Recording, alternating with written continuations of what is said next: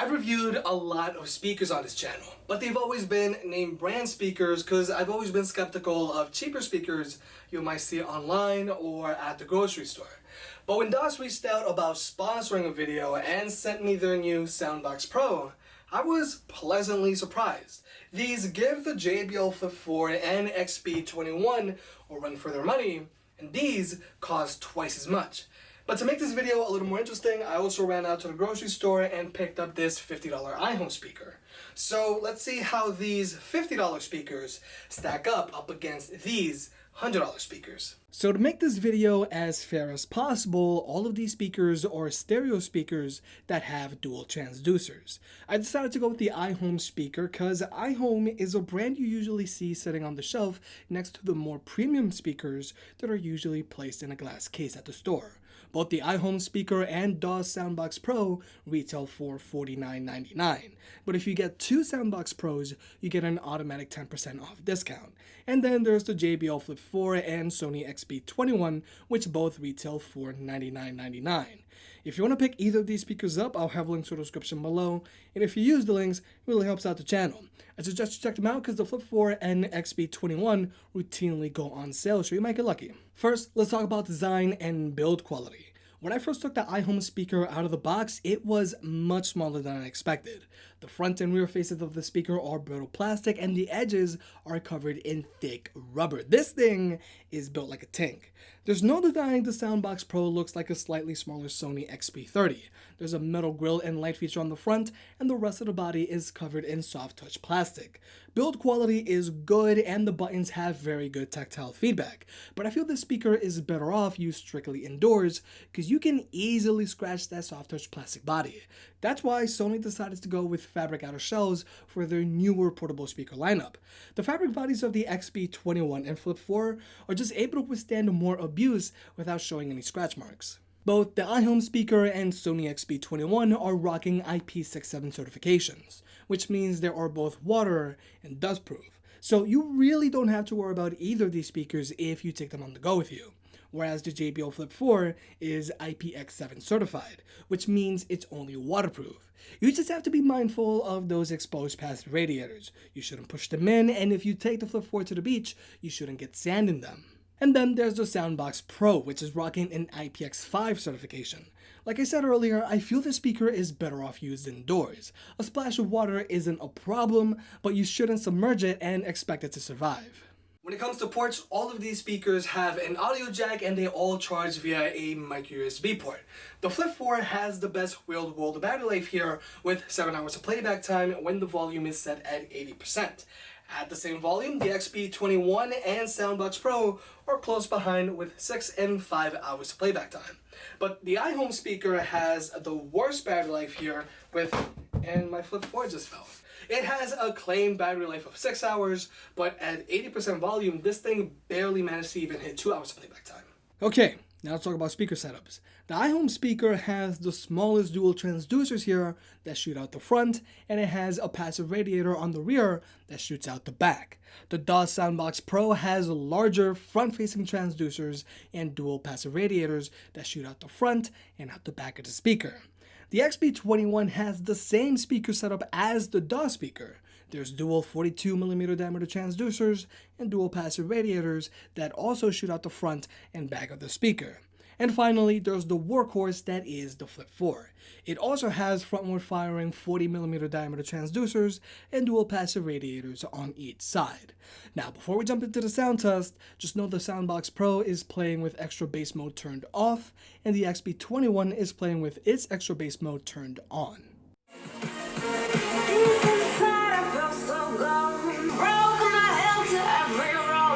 I'm letting your light shine.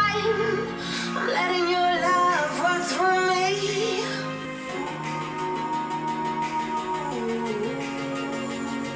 In every moment, breathe in this moment. You came, you made me see the way I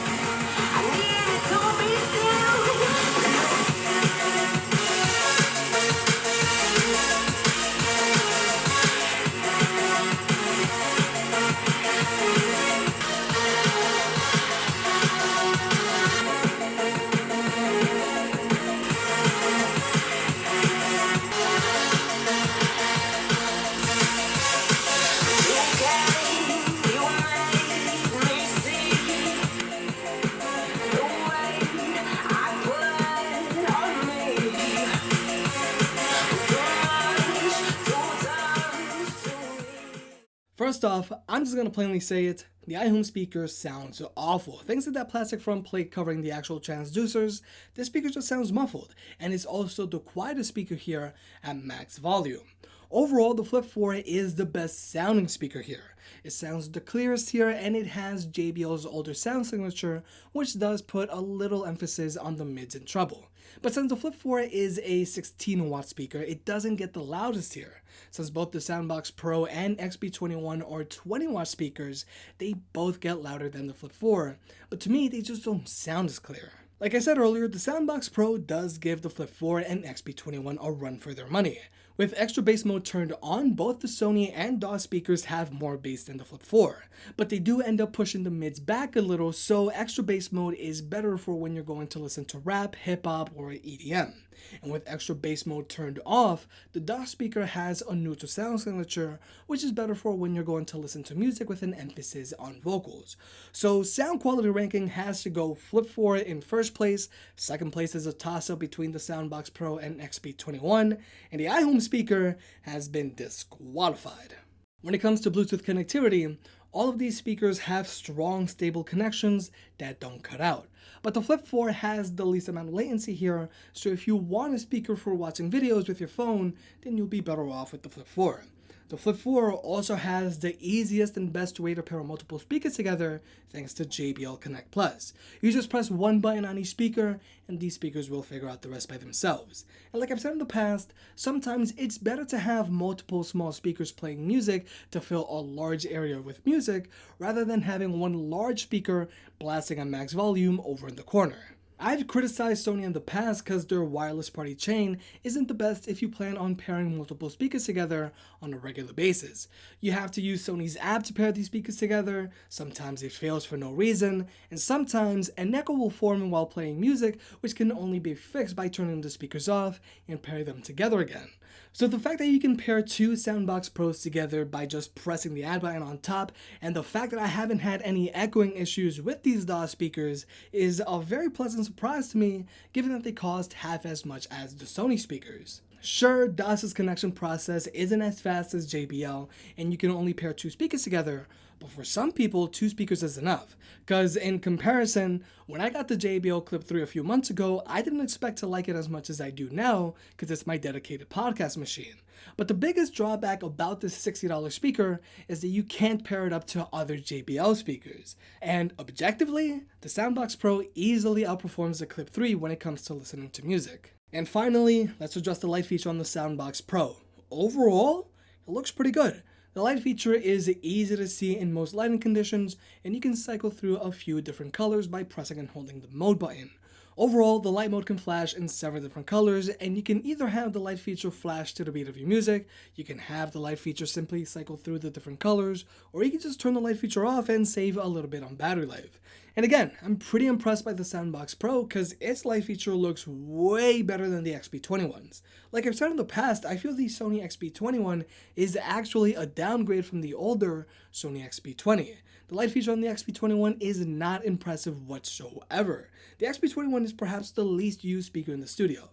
I feel that if you're trying to decide between the XB21 and the Flip 4, then I say just go with the Flip 4. I personally feel the winners here are the Flip 4 and Soundbox Pro.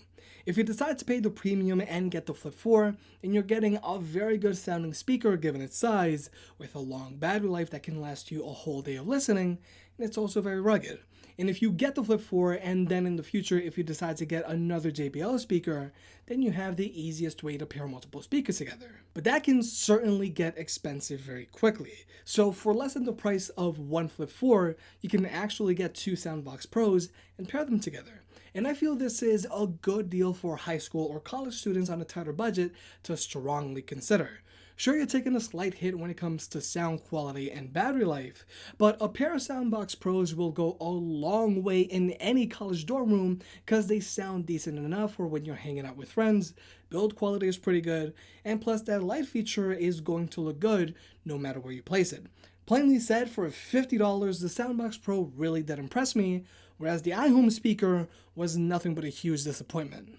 If you made it this far, I guess you enjoyed the video, so hit that like button and get subscribed. It helps out more than you realize. Support the channel by clicking on the links down below, and I'll catch you next time.